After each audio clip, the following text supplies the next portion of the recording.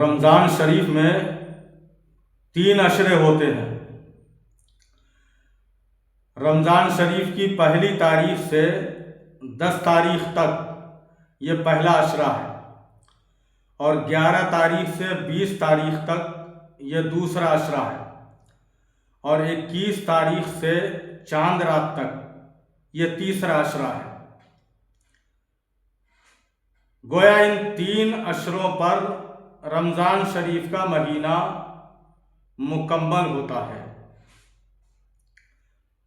پہلا عشرہ رحمت ہے، اور دوسرا عشرہ مغفرت ہے، اور تیسرا عشرہ نجات ہے۔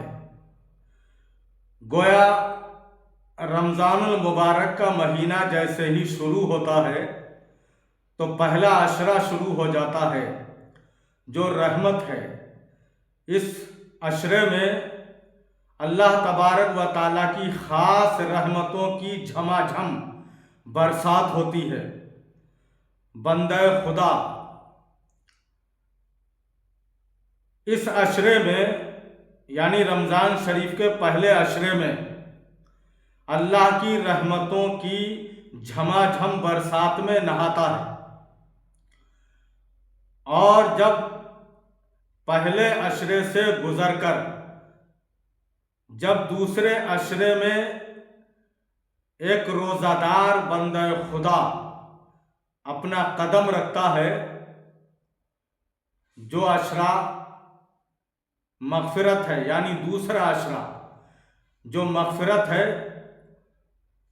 تو اللہ تبارک و تعالیٰ کی احکام کی پابندی کر کے رمضان شریف کے مہینے کے روزے رکھ کر، اور جب بندہ خدا دوسرے عشرے میں پہنچ جاتا ہے تو وہ اللہ تبارک و تعالیٰ کی مغفرت کے سائے میں آ جاتا ہے۔ اور جب بندہ خدا رمضان المبارک کا احترام کر کے رمضان المبارک کا تقدس قائم رکھ کر احکام خدا بندی بجا لا کر اپنے آپ کو گناہوں سے بچا لیتا ہے، اور پھر جب وہ تیسرے عشرے میں پہنچ جاتا ہے تو اللہ تبارک و تعالیٰ اسے جہنم سے آزادی عطا فرما دیتا ہے۔ گویا اسے نجات مل جاتی ہے، وہ نجات پا جاتا ہے۔ رمضان المبارک کا مہینہ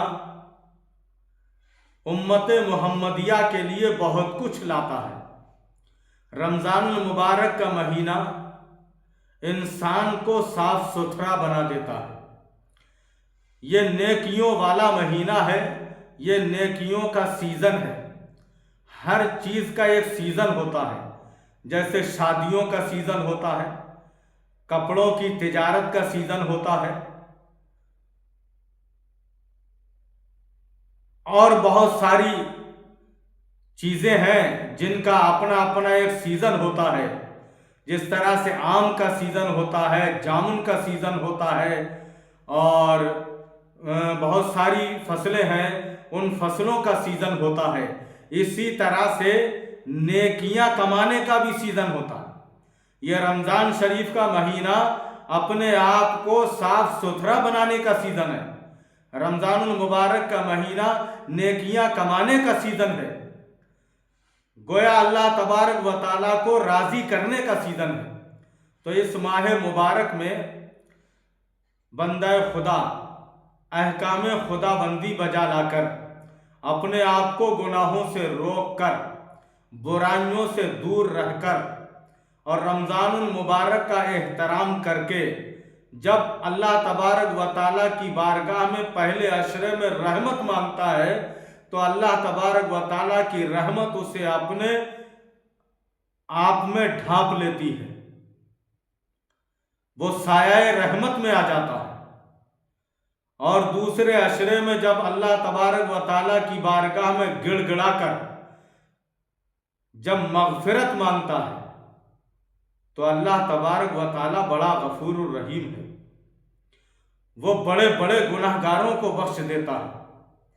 تو اپنے اس روزہ دار بندے کو بھی गिड़गिड़ाता हुआ देखता है, उसको रोता और बिलखता देखता है, उसे सच्ची तौबा करते हुए देखता है, तो अल्लाह तबारक व ताला उसकी तौबा को कबूल फरमाकर उसे बख्श देता है, उसकी मग़फ़िरत फरमा देता है। और फिर यहीं तक नहीं, अल्लाह तबारक व ताला तीसरे अशरे तक उसे जहन्नम से आज़ाद कर चुका होता है, उसे नजात अता फरमा देता है। तो ये रमज़ानुल मुबारक का महीना बड़ा ही बाबरकत महीना है, बड़ी ही फजीलत वाला महीना है।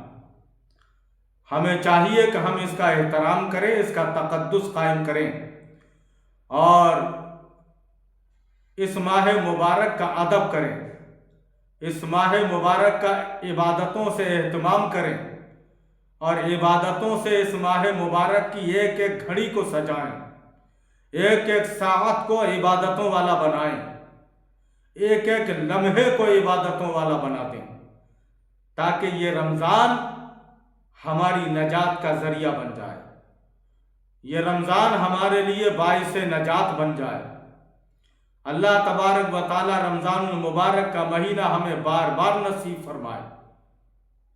रमज़ानुल मुबारक के सदक़े में हमारे सगीरा कबीरा गुनाहों को माफ़ फरमाए। आमीन। अल्लाह।